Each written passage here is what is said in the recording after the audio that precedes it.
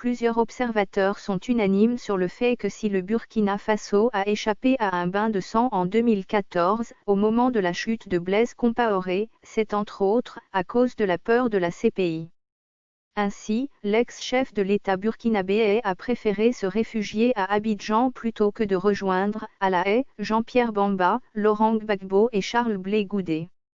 De plus en plus contestée par des États africains, la CPI reste pourtant une juridiction internationale dont l'action s'avère dissuasive, dès l'instant qu'elle instruit le procès d'individus qui y sont jugés pour crimes de guerre, génocide, ou pour l'usage de la violence en politique.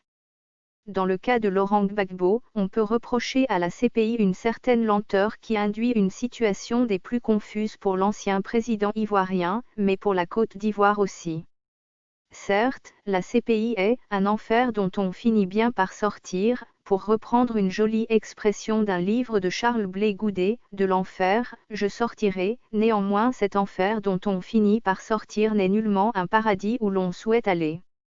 Cela reste un enfer, dont il faut savoir se garder.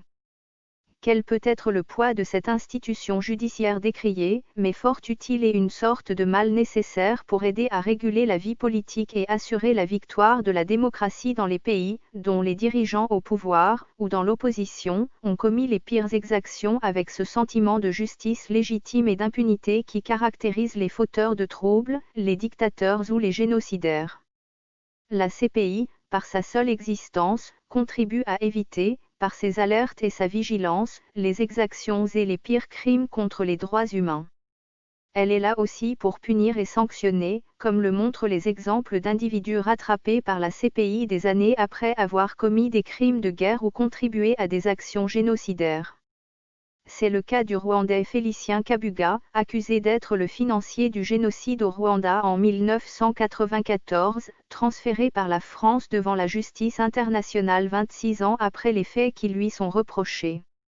Actuellement en Côte d'Ivoire, sous le feu de l'effervescence électorale, les uns et les autres lancent des phrases qui demain peuvent être retenues contre eux. La Côte d'Ivoire va brûler, il veut brûler la Côte d'Ivoire, un coup KO, ceci n'est pas négociable, désobéissance civile, etc., désobéir à la désobéissance civile.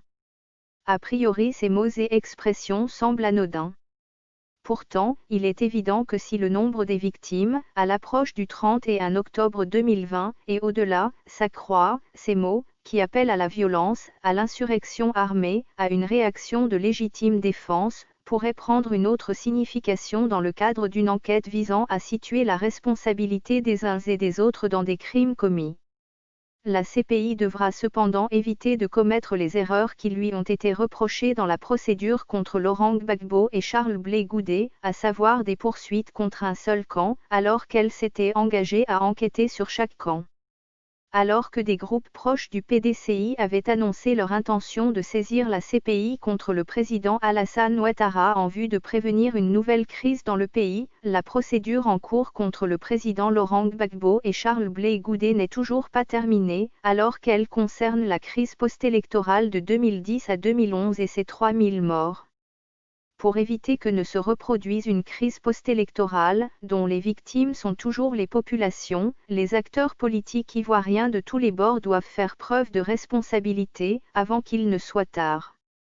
On ne gouverne pas une terre brûlée, par l'action des « va t'es en guerre ». La violence appelle la violence et nourrit le sentiment de vengeance. Henri Conan Bédier, Guillaume Soro, Pascal Afine-Guessant et bien d'autres acteurs de l'opposition, comme le président Alassane Ouattara, en sont assurément conscients.